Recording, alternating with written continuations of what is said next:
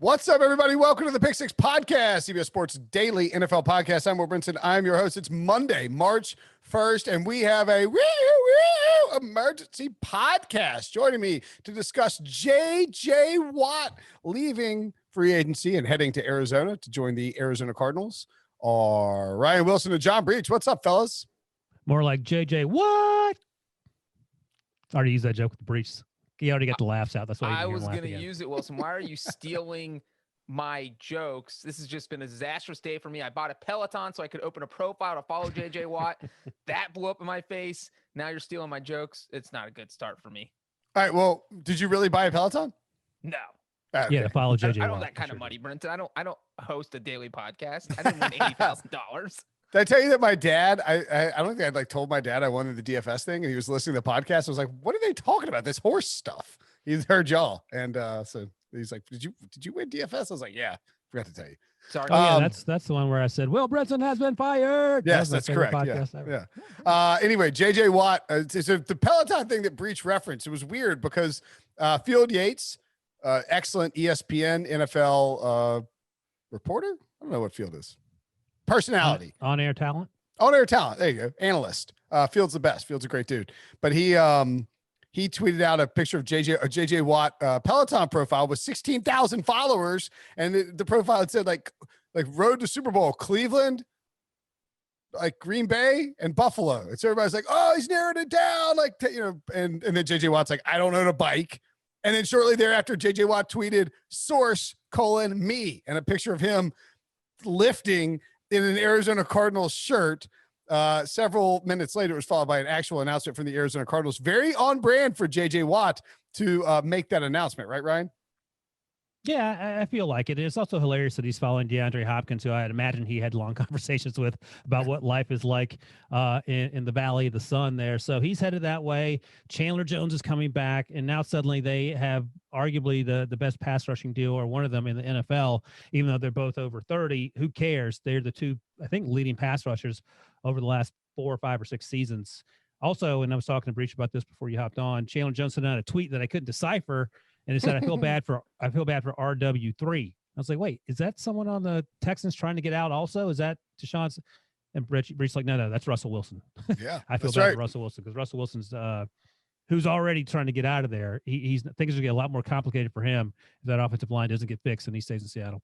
Well, sorry, Rich, go ahead. I was going to say, imagine being Russell Wilson and the Seahawks right now. You just complained about your offensive line, can't block the other defensive lines. Now you have to deal with Bosa in San Francisco, Aaron Donald in LA, and JJ Watt and Chandler Jones in Arizona. I don't know if Russ and JJ Watt are boys or not. I would think they were, because they both played at Wisconsin. You still going to tackle him. Yeah, for sure. I'm not saying he won't tackle him. I'm just saying I would have to think they're kind of boys. I think the first question that popped to everyone's mind, I was a little surprised by this, is that when JJ Watt announced it, people were like, oh, you say you want to win a ring? It's all about the money. Reportedly a 2-year, $31 million deal with $23 million guaranteed. I mean, it's probably more like JJ Watt recouping the $17 million he was set to make from the Texans this coming year when they cut him, and then getting like $6 million guaranteed pushing to 2022, which that's a lot for JJ Watt at his age, for sure. But Arizona was trying to lure him, and I think they had to pay a little bit more because they're not exactly they're not one of the top teams in terms of Super Bowl odds. But gosh, I was a little surprised that people are just dismissing the Cardinals outright completely as a contender, because to me they have, I know Cliff Kingsbury, not the world's greatest coach. Handsome though. Probably the most handsome coach in football, right? Unless you want to go Pete Carroll. Pete Carroll, I like older Silver Fox. That's what they call. He's 70. I mean, he is handsome for 70. But yeah, so we don't know about Cliff Kingsbury's the takeaway. Right, but like they have Kyler Murray, who's a former number 1 overall pick, who took a step forward last year and could take another leap forward this year. I don't think that's unreasonable. They have DeAndre Hopkins. Vance Joseph did a great job with that defense. I get the division's hard, but I mean, this is not him going to Tampa Bay. It's not him going to Kansas City, but the Cardinals they were 8-8 with 5 one-score losses and a 9-win point differential. This is a team that could go to the playoffs pretty easily. And I think we shouldn't sleep on the fact that he's played in Houston. he probably doesn't want to go to Pittsburgh or Green Bay or Buffalo, where it is freezing, starting in November, where you can be in Arizona where it's 110 right now, and then when the season rolls around, it's in the 80s. I mean, there's something to be said for that as well. You don't have to worry about shoveling snow to get to work. He just rolls out and drives this little dune buggy, with his tank top on if he wants to. And I think there's something to be said for that. But I mean, to the larger point, yeah, the Cardinals are a good football team, and I think, I think it's fair to wonder about. I mean, I think Pro Football Focus did a study recently where they are not great at drafting players, and that reflects not great on Steve Keim. And we don't know about the head coach, but they do have players in place, and they have been competitive. And Steve Keim did absolutely the right thing by taking Kyler Murray. So yeah, I have no issue with it. I have no issue with the money, and don't listen to people on Twitter. I think it's a takeaway. Yeah, and Arizona is where old NFL players go to finish their career. We saw Emmitt Smith do it. We saw Kurt Warner do it.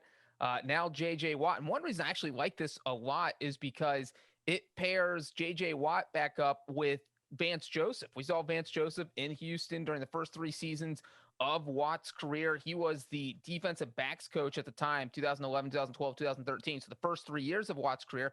And so he's there coaching under Wade Phillips. So it's kind of a system that Watt is going to be familiar with, a coach you're already familiar with.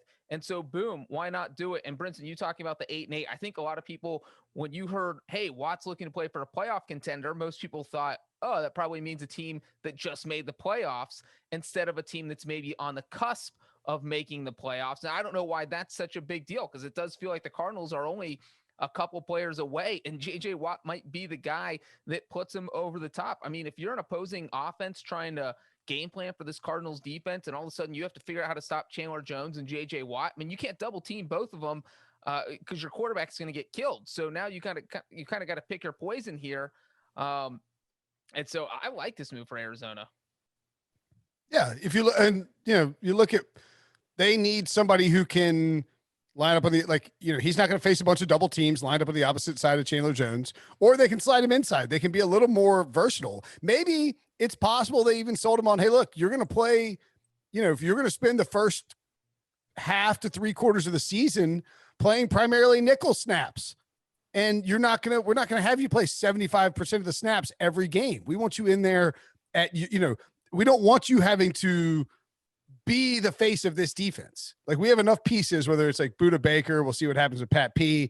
Byron Murphy had a nice year last year. Obviously they have Chandler Jones, we assume that he's coming back now. And if that's the case, then I just think you have the ability to sort of, I don't want to say treat JJ Watt like Gronk, but to sort of ease him in and to not force him to be the reason the defense is good. And then as you get closer towards the end of the season and hopefully into the playoffs, you can crank up his snaps and he can be fully healthy and recharged and ready to roll for a postseason run. I mean, that should be the goal, right? Yeah, I do wonder how much he has left. And I would imagine, so if it's 75% JJ Watt of what JJ Watt at his peak, I think that's worth it. But I don't think he's going to be the game changer that even Chandler Jones at 95% was. I think Chandler Jones is probably going to be the better player on that defensive line. And again, nothing to take away from JJ Watt. He's over 30. He's battled with injuries. And, as Breech noted, a lot of times you end up in Arizona before you move on to whatever's the next phase of your life is. So I think he'll be ready. I think he'll be ready to go and all that other stuff, but I don't know. I feel like what we're going to see from JJ Watt is what we saw from Gronk when he came back, and he flashed at times for Tampa Bay. It was a better situation for both he and Brady, but it'll never be the Gronk that we saw. So what you're saying is that midway through the season, you'll be calling him washed, and by the end of the year, he'll be catching 2 touchdown passes in the Super Bowl and making you look like a fool. And he will get a Super Bowl ring, correct? Yeah. He's gonna have 9 sacks in Arizona. I don't think that he's. I don't know. I think I have more faith in JJ Watt than you do, Ryan, because I feel like he still has a lot left in the tank. He played for a bad defense last year. I said 75% of JJ Watt at his peak. I mean, if you get that, then this is a elite level defense. He stayed healthy last year. He played all 16 games. Well, that's what I said, just so we're clear. And now that there's someone else, there's a Chandler Jones on the other side. I think that's going to help JJ Watt's production. And like you guys were saying earlier, he doesn't go to this cold weather city. He's still going to play at least 10 games per year in warm weather because of his 8 home games, a game in LA, game in San Francisco where it's not going to be, 30 degrees and snowing. So you're guaranteed 10 moderately temperate games. And so, that keeps you fresh. So I think that I would be surprised if he hits double digit sacks. You wouldn't be surprised. I would not be surprised at all. And actually it's more than that. So you have your 8 games at home. You have Dallas, at Detroit, at Jacksonville, at LA, at San Francisco, and at Tennessee. So I mean, it's possible that and then of course you have did I say at Seattle and at Chicago are your potential really cold weather games. But and we'll actually see this. They'll go to 17 if Peter King is correct. We'll have more on that later. I think what you want, Ryan, I don't think you're off. I think what you want is 75% of 2018 JJ Watt. And that was sort of his bounce back year. Did he win comeback player of the year? I can't remember, but I said that's worth whatever the contract is. The 15 I don't think you're getting 75% of 2015 JJ Watt. I don't think 2015 JJ Watt exist anymore. I think that's just asking too much. But if you can get 75% of 2018 JJ Watt, that's a really good year.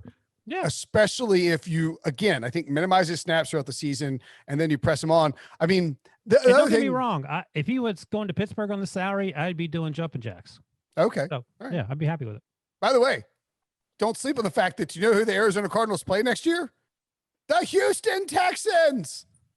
I don't care what the line is. Make it 40 points. I will take the Cardinals. That is going to be, okay, you're right. It won't be more than 14 ever. I will take the Cardinals at home, no matter what the spread against the Texans. I will take the over on DeAndre Hopkins. Absolutely, Cardinals. I'll take the over on DeAndre Hopkins catches and receiving yards. And I will take anytime touchdown on DeAndre Hopkins. And I will take the over on 1.5 sacks for JJ Watt in that game. 8 is the over for DeAndre Hopkins catches. Over to the moon. One other point I would make is that it's kind of weird to me that people said, you went to Arizona? I mean, what about Cleveland? What? What are you talking about? The Browns make the playoffs one time and suddenly the Browns are 18-1 to win the Super Bowl. The Cardinals are 35-1. It's one thing if you want to say Green Bay or Buffalo. Those teams look like they're going to be elite for a couple of years. But what are we talking about? What are we doing between Arizona and Cleveland? Breech? That's what I said earlier. I didn't see the line of distinction. He's going to you, Wilson. The that's Cardinals what we do. We're on the cusp of the playoffs. And so I didn't think there was a big distinction. If he would have signed with Jacksonville, that would have been a surprise, or, another team that won under 5 games, but he signed with a team that tied for the final playoff spot and lost out on tiebreakers. So, you feel like the Cardinals are a player or two away, and JJ Watt might be that player who can put him over the edge. All right. We'll see what happens. This is the Emergency Podcast. We'll be back. Make sure to check the feed. We have a Mock Draft Monday show with Ryan Wilson and Chris Trapasso in there. And then coming up tomorrow, some AFC South offseason priorities with the Super Friends. See you guys later.